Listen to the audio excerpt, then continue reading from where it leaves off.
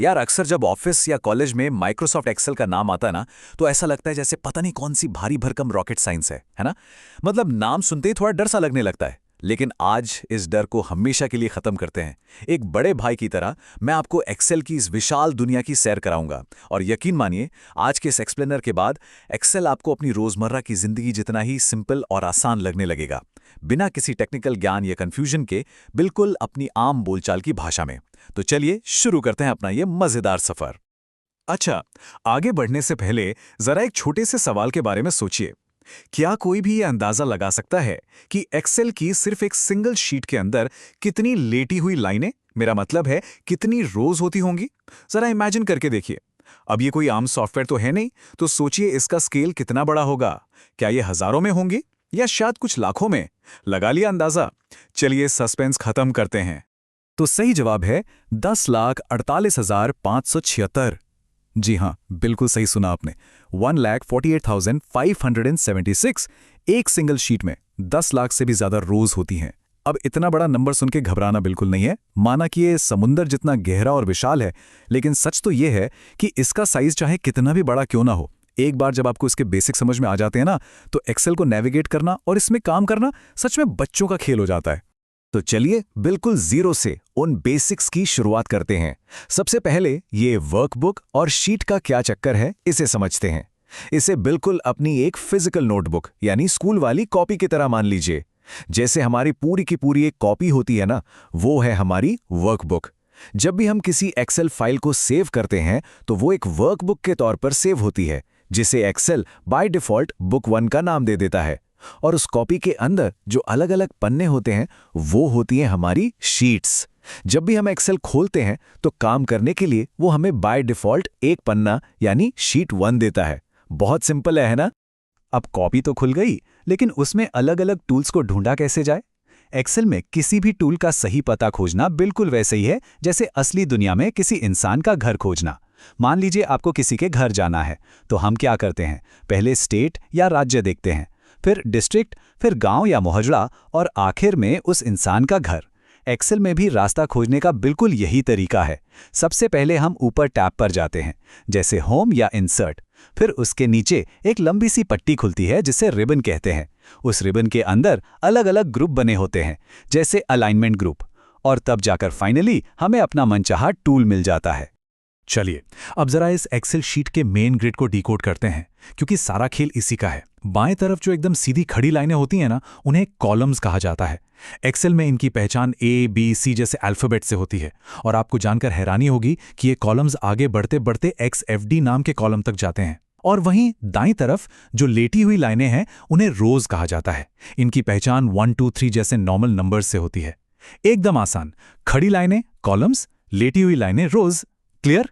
अब ये जो कॉलम्स और रोज हैं, ये जब आपस में टकराते हैं ना, या एक दूसरे को काटते हैं, तो एक्सेल का सबसे जरूरी और बेसिक बॉक्स बनता है। इसे हम कहते हैं सेल। सबसे खास बात यह है कि इसी मिलन से हर सेल का एक बिल्कुल यूनिक एड्रेस या नाम तैयार होता है। जैसे मान लीजिए अगर हम कॉलम ई में हैं और रो नंबर 2 पर हैं, तो उस बॉक्स का एड्रेस क्या बनेगा? बिल्कुल सही, E2।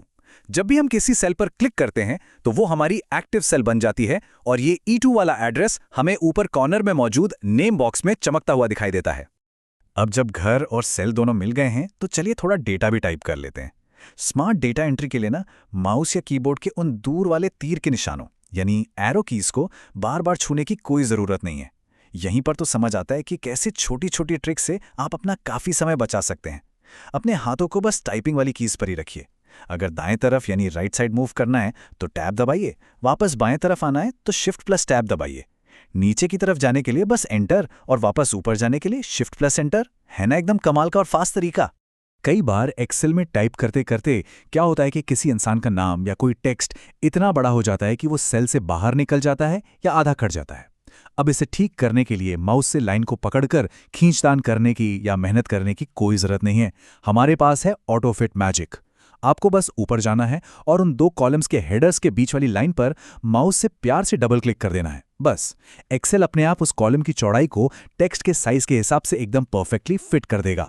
अब एक्सेल के एक ऐसे डिफ़ॉल्ट बिहेवियर की बात करते हैं जो अक्सर बड़े बड़े जॉब इंटरव्यूज़ में पूछ लिया जाता है, तो इस पे ज़रा ध्यान दीजिएगा। जब भी हम एक्सेल में कोई टेक्स्ट यानी कोई शब्द या नाम लिखते हैं तो वो अपने आप सेल के बाईं तरफ यानी लेफ्ट साइड में सेट हो जाता है।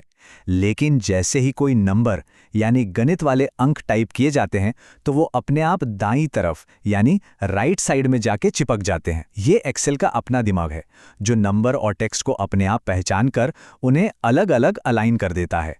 अब क्योंकि एक्सेल के स्मार्ट दिमाग की बात हो ही रही है तो चलिए मिलते हैं एक्सेल के सबसे जादुई और शानदार टूल से। इसका नाम है फिल हैंडल। नॉर्मली जब आप एक्सेल शीट में घूमते हैं तो कर्सर एक सफ़ेद रंग का मोटा सा प्लस का निशान होता है जो सिर्फ सेल्स को सिलेक्ट करने के काम आता है। लेकिन जब किसी सिलेक्टेड सेल के एकदम नीचे वाले राइट कॉर्नर पर माउस लेकर जाते हैं ना तो वो मोटा प्लस एक बहुत ही पतले और काले रंग के क्रॉस में बदल जाता है और यही है हमारा मैजिकल फिल हैंडल। अब इस फिल हैंडल का असली जादू देखिएगा। मान लीजिए हमें 2 का पूरा पहाड़ा यानी मल्टीप्लिकेशन टेबल लिखना है। स्टेप 1, पहली सेल में 2 टाइप करिए। स्टेप 2, ठीक उसके नीचे वाली सेल में 4 टाइप करिए। स्टेप 3, इन दोनों सेल्स को एक साथ माउस से सिलेक्ट कर लीजिए। और अब सबसे मजेदार आखिरी स्टेप, उस जादुई काले क्रॉस यानी फिल हैंडल को पकड़िए और नीचे तक ड्रैग कर दीजिए यानी खींच दीजिए। एक्सेल तुरंत समझ जाएगा कि 2 और 4 के बीच में 2 का अंतर है और वो उसी पैटर्न को कैच करते हुए बिना थके पूरा पहाड़ा खुद ब खुद लिख देगा। आपको कुछ और करने की जरूरत ही नहीं।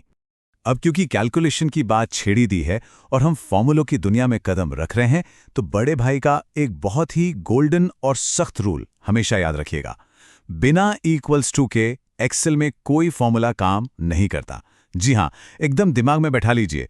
अगर आप फॉर्मूले से पहले बराबर का निशान नहीं लगाएंगे तो एक्सेल बिल्कुल एक जिद्दी बच्चे की तरह चुपचाप बैठा रहेगा और आपका कोई भी गणित सॉल्व नहीं करेगा।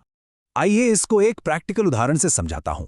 अगर सेल में ऐसे ही 25 + 25 लिख देंगे और एंटर दबाएंगे तो वो बस 25 + 25 ही लिखा रह जाएगा, आपको कोई जवाब नहीं मिलेगा। लेकिन जैसे ही आप किसी भी सेल में टाइप करेंगे = 25 + 25 और फिर एंटर दबाएंगे तो बूम, तुरंत 50 मिल जाएगा। एक्सेल बिल्कुल हमारे फोन या डेस्कटॉप के कैलकुलेटर की तरह ही काम करता है। बस शर्त सिर्फ इतनी सी है कि हमें उस = के निशान से कैलकुलेशन का दरवाजा हमेशा खोलना पड़ता है। चलिए जाते जाते एक आखिरी एडवांस्ड बड़े भाई वाली सीक्रेट ट्रिक भी देख ही लेते हैं। मान लीजिए आपके पास नंबर्स की एक बहुत लंबी लिस्ट या पूरा का पूरा कॉलम है और उन सबको एक साथ जोड़ना है यानी सम करना है। तो एक एक करके फॉर्मूला टाइप करने की कोई जरूरत नहीं है। बस अपने कीबोर्ड पर ऑल्ट बटन और = की बटन को एक साथ दबाइए। ये है हमारा अल्टीमेट ऑटो सम शॉर्टकट। ये एक ही झटके में उन सारे नंबर्स को जोड़कर आपका घंटों का काम सेकंड्स में खत्म कर देगा। तो ये था एक्सेल का सबसे बेसिक और मजबूत फाउंडेशन, रोज, कॉलम्स, सेल्स और कुछ जादुई कीबोर्ड शॉर्टकट्स के साथ। अब आपको लग रहा होगा कि एक्सेल बिल्कुल भी मुश्किल नहीं है ना? अब आपके हाथों में 10 लाख से भी ज्यादा रोज वाले एक बहुत बड़े और पावरफुल डिजिटल कैनवस की चाबियां आ चुकी हैं। सारा डर खत्म हो चुका है और बेसिक स्ट्रक्चर एकदम आपके दिमाग में सेट है। अब बस एक ही बड़ा सवाल बाकी रह जाता है कि इन नई आसान और पावरफुल स्किल्स का इस्तेमाल करके आप सबसे पहले क्या बनाने वाले हैं। ऐसे ही सोचते रहिए, नया सीखते रहिए और डेटा के साथ मजे से खेलते रहिए। मिलते हैं अगले एक्सप्लेनर में।